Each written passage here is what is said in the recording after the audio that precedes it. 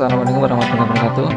Halo teman-teman, kita lanjutkan untuk materi penguatan perkuliahan kemarin, yakni tentang uji normalitas data dan juga untuk materi uji homogenitas data. Baik teman-teman, untuk memulainya, jadi uji normalitas dan uji homogenitas ini merupakan uji prasyarat teman-teman ya. Jadi uji prasyarat dalam statistika inferensial. Nah, statistika inferensial ini tujuannya adalah untuk membuat kesimpulan ya. Jadi misal ada dua data yang ingin dibandingkan, kita uji statistik kemudian disimpulkan apakah dua data ini memang berbeda secara signifikan dari rata-ratanya ataupun dari data yang lain. Nah, teman, untuk melakukan uji inferensi atau uji kesimpulan ini mutlak hukumnya untuk melakukan uji prasyarat ya, karena data harus normal dan data juga harus homogen gitu kan, untuk dilakukan uji statistik inferensial. Nah, teman-teman, nanti statistika inferensial ini ada dua juga. Ada uji parametrik dan uji non parametrik. Nah, kalau datanya normal dan juga homogen, maka bisa dilanjutkan dengan uji parametrik. Tapi kalau datanya itu tidak normal atau tidak homogen, atau salah satunya tidak normal atau tidak homogen, maka dilanjutkan dengan uji non parametrik. Jadi teman tidak perlu khawatir kalau datanya itu nggak normal ataupun tidak homogen. Ya, itu tetap bisa kita lanjutkan dengan uji non parametrik. Nah, teman, maksudnya apa? Dalam uji normalitas, teman-teman, di sini sebuah data itu kan selalu bentuknya normal ya. Jadi teman, dalam sebuah kumpulan data ini kan yang nilainya itu rendah itu pasti ada ya di ekor-ekor di kiri, dan nilainya yang tinggi banget itu ada. Rata-rata yang di tengah ini teman, rata-rata ini nilainya sedang-sedang saja gitu ya. Nah, yang memang seperti itu gitu. Ini teman 95% ya. Makanya dalam uji statistik itu ada tingkat kepercayaan 95%. Ya, maka kita yakin 95% itu data akan jatuh kepada yang di tengah ini. Dan 5% akan jatuh di kanan dan kiri ekor-ekornya. Nah, begitu teman. Jadi kita punya kemungkinan 95 dari 100 ya, data itu normal, data itu homogen gitu kan. Data itu berbeda dan sebagainya. Nah, teman, karena apa ya? Karena kalau kita buat sebuah populasi begini teman ya. Ini populasi ya. Ya, data itu bisa pada sampel gitu ya. Bisa letaknya di sini gitu. Atau bisa di sini, teman. Nah, atau di sini gitu kan. Tapi juga kemungkinan bisa di ekornya atau di luarnya ini ya, bisa di sini juga gitu yang masalahnya ya, ataupun bisa di dalamnya ekor yang kecil ini di sini. Nah, gitu. Nah, maka teman, kita perlu menguji ya apakah sampel kita ini ya, apakah nanti letaknya di sini, nah ataukah di sini gitu loh ya. Ataukah justru di dalam yang 5% ini, ataukah dikecil di sini. Nah, yang masalah seperti itu teman ya. Nah, ini. Maka teman, kita perlu menguji, contohnya saja ya, kita ada 40 hasil ujian ya, nilainya siswa. Kita perlu menguji apakah sampel ini memang berada pada kurva normal gitu ya, atau sifatnya normal atau enggak gitu kan teman ya. Nah, maka teman perlu menguji dengan SPSS ya. Teman bisa copy dulu ini. Copy dulu ke dalam ya, di Excel gitu ya, biar lebih mudah mengkopinya ke IBM. Nah, ini teman saya sudah mensajikan ya. Kita pakai yang ini teman ya. Nah, yang post test ini ya. Nah, kita pakai ini. Teman bisa langsung copy ya. Nanti yang post test kontrol ini untuk uji homogenitas ya di belakang. Kita coba untuk uji dulu yang uji normalitas yang ini, teman-teman ya. Yang eksperimen ya. Ini diabaikan aja dulu. Nah, teman langsung copy aja yang ini ya. Copy aja mungkin satu persatu di sini ke IBM. Pastikan teman untuk variabelnya nih ya, ini ujian itu ya. Nah, muncul ujian, teman. Yang data tadi silahkan di copy satu persatu begini. Nah, masuk sini, kemudian teman lanjutkan ya sampai 40 data ini sudah masuk ke dalam masuk ke IPM ya. Untuk data view ya, teman. Nah, ini masukkan ke situ. Nah, kemudian teman-teman langsung ini ke sini. Oke ya, udah masuk teman ya. Nah, kemudian teman-teman langsung bisa analyze di sini descriptive statistics, kemudian ada explore ya, teman. Langsung masukkan yang ujian ini ke dependent list ya. Jangan lupa untuk statistiknya ini pastikan 95% teman. Dan tadi kan saya sudah sempat menyinggung bahwa ada confidence interval ya, tingkat kepercayaan dirinya sekian. Kemudian teman plots-nya ini pastikan tentang normality ya, normality plots vites. Ini adalah uji normalitas. Kalau mau pengen lihat gambarnya atau histogramnya, centang saja boleh. Continue. Teman, kemudian ini optionnya sudah biarkan saja. Klik OK ya, teman. Nah, ini akan muncul data seperti ini. Oke, ya ini sudah muncul deskriptifnya dan juga test of normality ya. Teman bisa lihat ini adalah ada data deskriptif dan juga data normalitas. Nah, teman ini bisa di copy ya, teman, atau bisa di screenshot begini. Kita kan di copy, bisa di copy ya di tempat tugasnya, di Word atau di PSS atau di yang lain ya. Nah, ini bisa di copy di PPT kok juga ini. Nah, teman. Karena kita coba menganalisis teman ya, bagaimana cara membacanya ini ya teman ya. Nah, ini saya taruh sini ya. Bagaimana cara membaca hasil ini teman-teman. Oke ya, ini kita analisis. Nah, teman, pertama kita harus menentukan uji mana yang dipakai gitu kan. Nah, kalau Kolmogorov-Smirnov ini kan masuk yang di sini. Kan ada 2 uji kan. Nah, itu dipakai kalau sampelnya itu sedikit teman ya, 30 ke bawah ya. Kalau pakai Sapir-Whorf itu kalau sampelnya banyak teman ya. Sampelnya 30 ke atas gitu ya. Itu sebenarnya itu yang perlu diketahui ya. Jadi kita harus memilih yang tepat ya, jangan sampai salah pilih teman ya.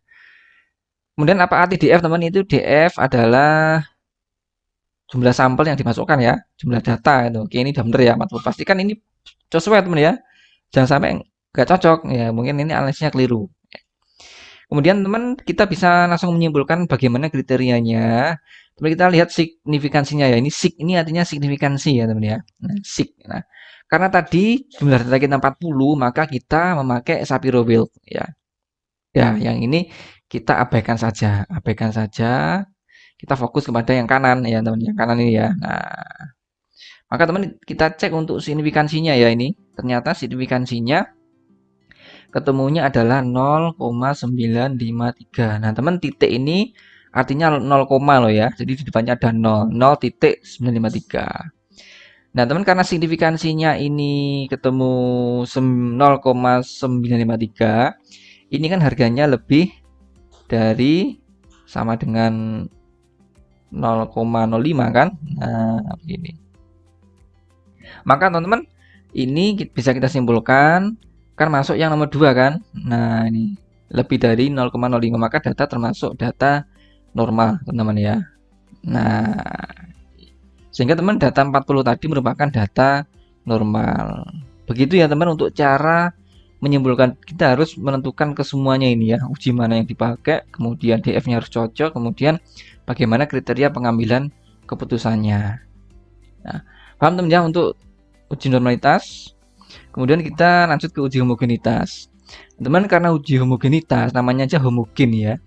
Kita pasti membandingkan dua sampel begitu ya. Misalnya kita pengen membandingkan 2 kelas ya, satu kelas kontrol, satu kelas eksperimen. Nah, kita harus menguji dulu bahwa kedua kelas ini homogen, variannya sama ya, sehingga bisa digunakan untuk eksperimen. Nah, maksudnya begini teman, kapan dikatakan sampel itu homogen atau mungkin data itu homogen, kedua data itu homogen?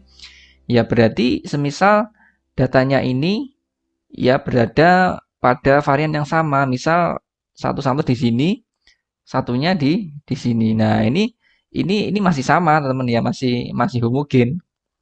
Ya karena berada pada kurva normal yang sama ataupun masih berada pada tingkat kepercayaan 95% nanti di sini, teman ya. Nah, Nah, ini kan 95% teman. Nah, artinya teman-teman, kedua data sampel ini bisa dikatakan kemampuannya masih sama begitu, teman-teman ya. Nah, bagaimana kalau data itu dikatakan tidak homogen? Misal teman mau mengambil dua kelas ya, kelas kontrol dan eksperimen. Ternyata setelah diuji homogenitas, ya homogenitas data awal-awal itu, satu kelas kontrol letaknya di sini ya. Nah, ternyata kelas eksperimen letaknya di sebelah sini, teman-teman. Nah, di sini ya. Nah, berarti ini tidak homogen ataupun mungkin di luar kurva begitu dari sini ya. Nah, tidak homogen nih. Ya, ini kan 95%. Ya. Artinya apa, teman? Artinya kemampuannya si data yang misalnya data kedua itu ya. Nah, sampel 2, sampel 1 nih. Berarti kemampuannya si sampel 2 ini jauh lebih besar ya daripada sampel yang pertama. Maka ini nggak bisa kita gunakan untuk eksperimen misalnya karena dua kelas nggak sama ya teman ya. Kalau di eksperimen kan yang dua pasti menang ya apapun perlakuannya itu teman ya. Ataupun kalau mau kita katakan sampel kedua ini tidak mempunyai varians yang sama dengan yang pertama. Yang dua ini lebih besar gitu ya intinya. Nah, lebih tinggi, lebih pinter, lebih banyak gitu ya daripada yang pertama. Jadi ini nggak homogen teman-teman ya. Ini ya, ini maksud dari uji homogenitas ya atau data itu homogen atau enggak ya. Paham teman-teman ya di sini? Nah, tadi 95% di sini ya. Nah, oke, sementara teman-teman kita bisa lanjutkan ya. Nah, misal kita menguji homogenitas dua data ya, hasil ujian kimia juga. Tadi kita pakai dan ini ada data yang baru teman ya. Nah, data baru coba kita bandingkan apakah dua kelas ini sama atau enggak ya, homogen atau enggak, teman. Nah, ini ya sudah saya kopikan ke Excel juga. Nah, teman ya, misal tadi kita gunakan yang uji yang awal tadi kita gunakan sebagai kelas eksperimen. Yang ini yang data kedua tadi kita gunakan sebagai kelas kontrol ya. Nah, teman langsung bisa menguji ya. Nah, tadi kita kan sudah punya data apa ini? Data ujian begitu teman ya. Nah, ujian yang uji normalitas ya. Kita pakai aja teman langsung ya. Nah, teman karena uji homogenitas ini sebenarnya kelanjutannya ya. Nah, yang dua ini teman perlu buat kelas gitu ya. Nah, kelas atau kelompok. Nah, jangan lupa teman klik values-nya ya. Ini ada non, teman klik nah values 1 misal gitu kan. Satu tadi kelas eksperimen ya. Teman add ya. Nah, kemudian yang dua labelnya adalah kelas kontrol misal begitu. Teman add gitu kan. Nah, kemudian di oke ya. Karena kita pengen memberi label gitu ya, label. Nah, teman label itu fungsinya apa nih lo ya? Tadi kan yang data pertama ini kan kelas eksperimen ya. Nah, tadi kita sepakati bahwa untuk kode 1, label 1 adalah kelas eksperimen ya. Nah, teman nah ini eksperimen ya. Beri kode 1 begitu, teman. Copy aja sampai data ke-40 ya. Nah, begini. Artinya, teman, data yang pertama ini adalah kelas pertama, kelas eksperimen gitu kan. Sesuai dengan label ini kan. Nah, sesuai dengan label ini. Nah, satu adalah eksperimen. Nah, ini ya. Satu adalah eksperimen. Di oke aja.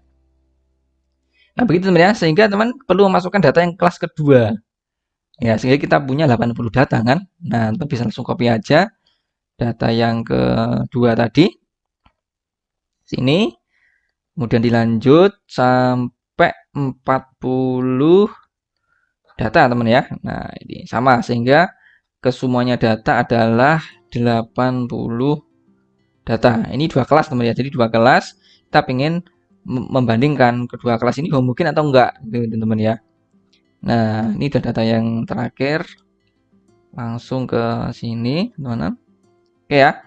Nah, kita sepakati bahwa ini kan kelas kontrol ya. Maka kelas kontrol, maka kan tadi labelnya 2 ya. Nah, kita perlu ngasih label 2 karena yang satu tadi adalah sudah kelas eksperimen 2 gitu kan. Oke, teman copy aja yang ini sampai data ke 80 tadi ya. Nah, itu ya, ini sudah kita uji dengan kita masukkan input datanya ya.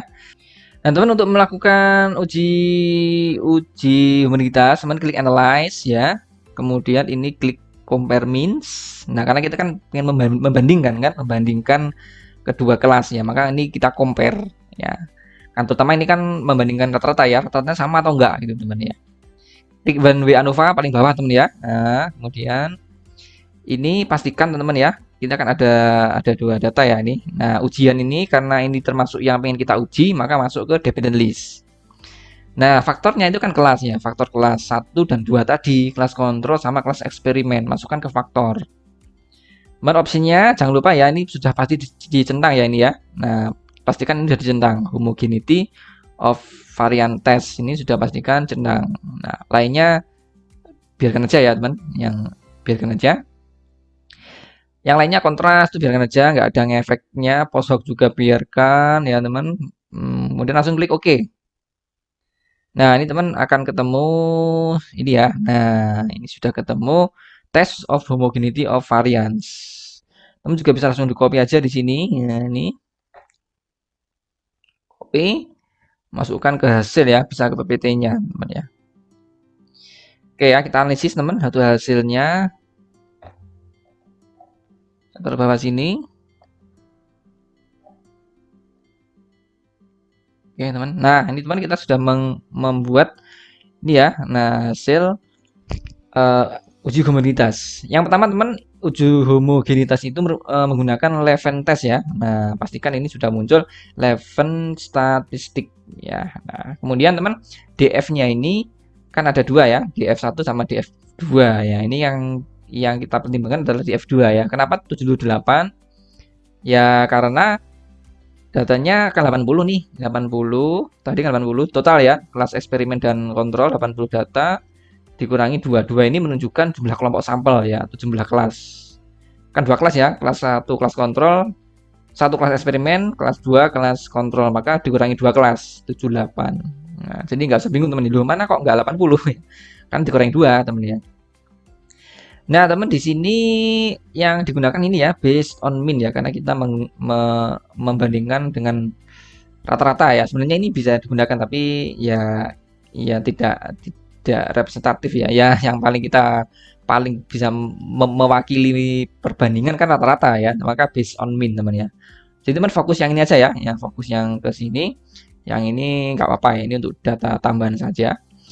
Nah, sehingga di sini ya kita fokus yang baris pertama. Nah, kriterianya hampir sama dengan uji normalitas teman-teman ya. Kalau nilai signifikansinya kurang dari 0,05 maka data tidak homogen. Tapi kalau lebih dari sama dengan 0,05 maka data homogen. Nah, teman, kita udah ketemu signifikansinya ini ya. Ada titiknya berarti nilai signifikansinya 0,465. Nah, ini kan lebih dari sama dengan ya, lebih dari 0,05 kan. Nah, maka kesimpulannya adalah data homogen, teman-teman. Nah, jadi dua kelas ini berarti kalau kita buat kurva populasinya ya, dan ini kurva kelas ya, kurva sampelnya ini berada pada 95% teman ini ya. Nah, ini atau punya varian yang sama di sini. Nah, oke lah, misal ini di sini, satunya di sini.